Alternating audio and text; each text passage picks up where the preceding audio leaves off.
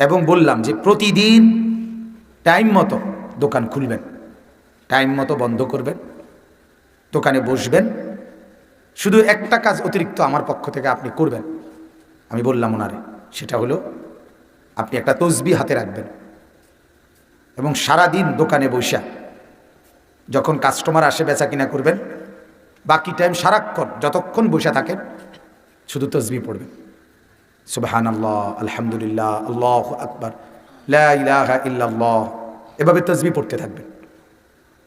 তখন আমি বললাম যে দেখবেন আপনার কামাই চলবে।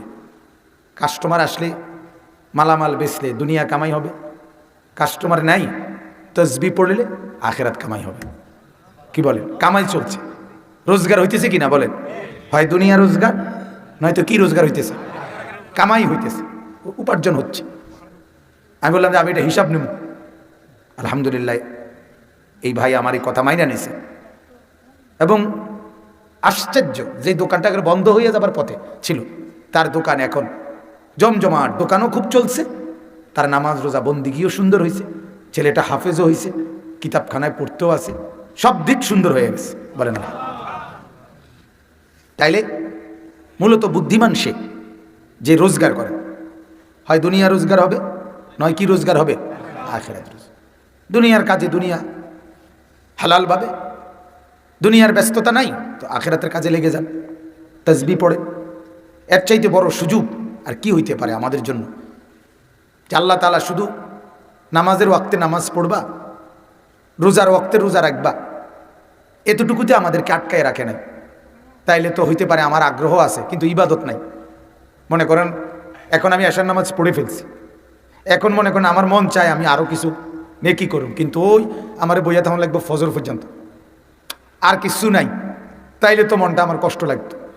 কিন্তু আমার আল্লাহ দয়া করে আমাকে বলে দিছেন, বান্দা তুমি আমার তাসবিহ পড়ো, জিকির করো, তোমার নেকি চলতে থাকবে। তাইলে 24 ঘন্টা আল্লাহ তাআলা আমাদেরকে আখিরাত কামাই করার সুযোগ রাখছে কিনা বলেন?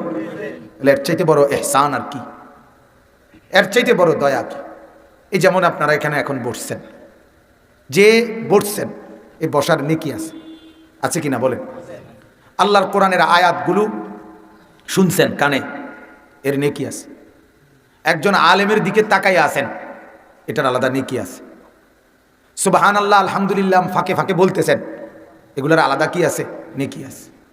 আপনার যে নিঃশ্বাসটা পড়তেছে কসম, এইটারও আপনার আমলনামার মধ্যে নেকি উঠতেছে। তাহলে কতভাবে আপনার রোজগার হইতেছে। তাহলে আপনার এই সময়টা বেহুদা যাচ্ছে, কথা বলেন। এই জন্য আমরা, এটা জরুরি, ইসলাম একমাত্র ধর্ম যেটা বেকারত্বকে সাপোর্ট করে না। ইসলাম বেকার থাকতে শিখায় না। ইসলামের বক্তব্য হলো তুমি কাজই করো কিন্তু আমি আল্লাহকে সাথে রাখো। দোকান, ব্যবসা, চাকরি, অটো, সিএনজি, কৃষি, ক্ষেত খামার সব কিছু করো, কিন্তু কাকে সাথে রাখো বলেন? আল্লাহকে সাথে। আল্লাহ তাআলা বলেন ওয়াবতাগু মিন ফাদলিল্লাহ ওয়াযকুরুল্লাহা কাসীরা। বান্দা আমার দেওয়া রিজিক তালাশ করো, জমিনের চতুর্দিকে আমার রিজিক আছে, তুমি তালাশ করো, তোমার জন্য আমি রিজিক রাখছি, পাইবা। তবে ওয়াযকুরুল্লাহা কাসীরা, যেখানেই রিজিক তালাশ করতে যাও, যেখানেই যাও, যেই কর্মেই যাও, আমি আল্লাহ পাকের জিকির বেশি বেশি করিও, আমাকে সাথে রাখো, লাআল্লাকুম তুফলিহুন, তাইলে তুমি কামিয়াব হবা, তাইলে তুমি সফল হয়ে যাবে। এজন্য একবারে সহজ হিসাব, দুনিয়া রোজগার করা, বিবি বাচ্চা সংসার করা, আয় রোজগার করা, বাড়ি করা, ঘর করা, দুয়ার করা, দালান করা, বিল্ডিং করা, কিচ্ছু নিষেধ না বাজান। আমরা শুধু বুঝতে চাই না। আমরা অনেকের ভিতরে একটা ভীতি কাজ করে, ইসলাম মানলে, কোরআন মানলে, নামাজ রোজা বন্দিগি ঠিকমতো করলে, হালাল পথে চললে অভাবে পড়ে যাবো, ঋণে পড়ে যাবো, অথবা কষ্ট হইব চলতে। না, আল্লাহর কসম, এটা বোকামি। আল্লাহ এক ওয়াক্ত নামাজ পড়ে না এমন মানুষও তো বিপদগ্রস্ত আছে না? তে হেতে বিপদে কা, আমার কথা কর, ঠিক না কথা? আল্লাহকে মোটেই ডাকে না, চেনেও না আল্লাহকে ডাক। এরকম মানুষের মধ্যে গরিব দুঃখী নাই, তো হেতে কা গরিব? ওইতে গরিব কেন? ওতে অভাবী কেন? একটা হসপিটালের মধ্যে নামাজি বেনামাজি উভয় ধরনের রুগী আছে না? তো বেনামাজি কা, হেতে সময় হেতে তো আল্লাহরে ছাড়িয়ে দিছে। তাহলে বোঝা গেল এই বোকামিটা আমাদের, আপনারাই বুঝতে শেখেন। যে কয়জন বসছেন আপনারাই ভাবেন, আল্লাহকে বাদ দিয়ে অভাবী কিংবা ধনী কোনোটাই আপনি নামাজ বাদ দিয়া আপনার অবস্থার পরিবর্তন করবেন না। আল্লাহর ফয়সালা যার ব্যাপারে যেরকম, দুনিয়ায় সে যেমনই করুক, যত চেষ্টা যত মেহনতি করুক, বাস্তবায়ন হবে অদ্দুর আল্লাহ লিখে রাখছে যদ্দুর, আল্লাহ লিখে রাখছে যদ্দুর। এটাই বাস্তবতা, এটা একদম স্পষ্ট সহজ কথা। আল্লাহ তাআলা বলছেন ইয়াবসুতুর রিজকা লিমান ইয়াশা। আল্লাহ বলেন নবী আপনি বলে দেন আমি যাকে ইচ্ছে করি রিজিক বাড়ায় দিই, ওয়ায়াকদির আমি যাকে ইচ্ছে করি রিজিক কমায় দিই। এখানে আসলে মেহনত অমেহনতেরও কিছু না তেমন। একই সাথে বিদেশ, 18 বছর বিদেশ করে এক রুমে থাকে, একজন অনেক টাকা জমায়ে ফেলছে, আরেকজনে তেমন কোনো টাকা জমাইতে পারে নাই, এমন অহরহ ঘটনা আছে। একই স্ট্যান্ডে সিএনজি চালায়, এক জায়গার থেকে চালায়, কিন্তু দিন শেষে কেউ 10,000 কেউ 2,000। এমন কেন হয় বাজার? এক বাজারে ব্যবসা করে কেউ দিন শেষে 6,000 বিক্রি করে, কেউ দিন শেষে 1,000ও বিক্রি করে না। এমন হয় কেন বলে? একই বাজারে চা দোকানদার, সবার ইনকাম সমান?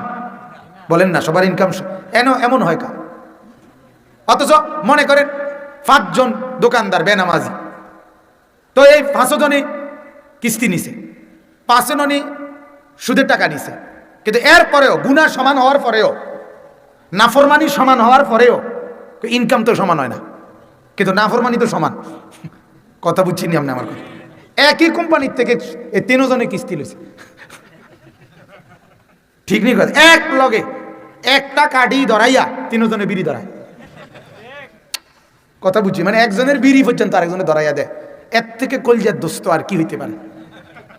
যে দোস্ত তুই আমার বিড়ির বন্ধু, তাইলে এত খাতিল, এত আন্তরিকতা, সবকিছু সমান হওয়ার পরেও ইনকাম সমান না। বুঝা গেল এখানে মূলত ফয়সালাটা কার? এটা বোঝা উচিত, এটা ইয়াকিন আনা উচিত।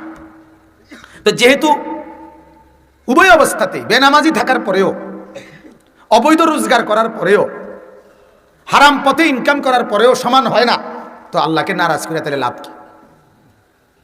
আমার কথাটা বুঝছেন? নামাজ ছেড়ে তাহলে লাভটা কি? তাহলে এই বোকামিটা কেন করি আমরা? আমরা যদি এটা বুঝতাম, আমরা যদি এটা ভাবতাম, মানুষ তো চিন্তা করে যে কিরে আমার লস হচ্ছে কেন। আমার একবার মনে আছে চাঁদপুর ফরিদগঞ্জ আমি পড়তাম, তো ওইখানে 2 দোকানদার, কনফেকশনারি দোকানদার, একবারে পাশাপাশি। এক দোকানে সারাক্ষণ কাস্টমার, আরেক দোকানে কাস্টমার একদম কম। এই যে দোকানে কম, পরে দেখতাম প্রায় গাইলেই তো মানুষের, মানে ওই গ্রাহক কাস্টমার রে গাইলেই তো, হ্যাঁ শুধু গাইলেই তো। হে আমি কত শুনছি যে এই অজাতেরা আমার দোকানে সব মাল একই রকম, একই কোম্পানির মাল, দোনোখানে আপনার একই মাল। কি লাক্স সাবান এই দোকানে যেই কোম্পানি দিছে, এই দোকানে কি তার বাইক তিনি বানাই আনছে, একই কথা না? কিন্তু ওইখানে খারাই দাঁড়ে না, তারা আমার দোকানটা তাই না। কেন এমন হয়? চিন্তা করা উচিত। আপনি ওই যে আপনাদের দেবিদ্যার আমি খেয়াল করি নাই, বাকি কোম্পানিগঞ্জ যে মুরাদনগর রোডে, নজরুল গেটের পরে মুরাদনগর রোডে যে ওষুধের দোকানটি, আপনি এখানে কুদ্দুর একদিন কে চাই আইন, কালিকা চাই আইন, দেখেন মাঝে দিয়া 2টা দোকান আছে, এগুলার মধ্যে কাস্টমারের সাফাসাফি, আরেকগুলো এমনি বসে রয়েছে। কেন এমন কা? আমার কথা হইল মা একটা ফার্মেসির ওষুধ আর বাকিগুলোর ওষুধের যেই ইয়াটা কোম্পানিটা বরাবর না? কথা বলেন, সবগুলোর মধ্যে স্কয়ার আইয়া মাল দিয়া গেছে, ভ্যাকসিন কয়সা মাল দিয়া গেছে, হ্যাঁ কোম্পানি আইসা দিয়ে গেছে গাড়ি দিয়া, কিন্তু বেচা কিনা বরাবর না, কাস্টমার বরাবর না। কেন এমন হয় বাজার? কেন এমন হয়? বোঝা উচিত। আল্লাহ তাআলা বলেন এটা আমার ফয়সালা, ইন্না রাব্বি ইয়াবসুতুর রিজকা লিমান ইয়াশা ওয়া ইয়াকদির। আল্লাহ তাআলা বলে বান্দা শুনো, আমি যাকে ইচ্ছে বাড়িয়ে দেই, যাকে ইচ্ছা কমায় দেই। এক ঘরে 5 ভাই, সবার ইনকাম সমান না। আমার ইনকাম যা, আমার আপন 2 ভাই, আমার ছোট 2 ভাই আছে, তাদের ইনকাম তো তা না। কথা বলেন না? তাদের ইনকাম আমার ইনকামের সমান, তো তাই এমন কেন? এরকম কা? আমরা এক মার ঘরে 5 ভাই, আমরা এক মার ঘরের সন্তান, এজন্য বাপ, আমি শুধু শুরুতে এটা বললাম, আমরা প্রত্যেকে এতটুকু ফিকির, রাত হয়েছে, দেরি করতে চাচ্ছি না আমি, কিন্তু এই কথাটা মনে করাই দিচ্ছি, মেহেরবানি করে এটা ভাবতে শিখেন যে আমার দুনিয়া আমার জন্য যা বরাদ্দ তাই। সুখ বলেন, শান্তি বলেন, হাসি বলেন, কান্না বলেন, বিশ্বাস করেন হাসি এটাও তকদিরে লেখা আছে। এটা জানেননি আপনারা? আল্লাহ ভিন্ন কায়নাতের সৃষ্টি জগতের সব কিছু তকদিরে লেখা আছে। আপনার মুখে মুঠ কতবার হাসি ফুটবে, কসম, এটা আল্লাহ তাআলা লিখে রাখছে। আপনার চোখ থেকে কয় ফোঁটা কান্না পানি বের হবে, এটা লেখা আছে, লেখা আছে। কারো রোগ সারেই না, কারো রোগ ধরেও না, ঠিক কিনা? ওই যে মোহাম্মদের ভাই, ছোট ভাই কইতেছি, মোশাররফ, এই ছেলে ছোট মানুষ, মাদ্রাসায় পড়ে, প্রতিনিয়ত তার, আমি যখনই তার লোকে দেখা হয় ওই মোহাম্মদের সাথে, কয় হুজুর আমার ছোট ভাইটা অসুস্থ, সব সময় অসুস্থ, অথচ আল্লাহর কোরআন পড়ে, হেফজখানায় পড়ে। কেন এমন? আল্লাহকে জিজ্ঞেস করেন, বলেন আপনি। আমার ঘনিষ্ঠ দুইজন বোন আছে, আমার নিকটজন, আমার একজন বোনের বিপদ যেন আমি বুঝ হওয়ার পর থেকে দেখি নাই কোনোদিন এগুলি সুখে আছে,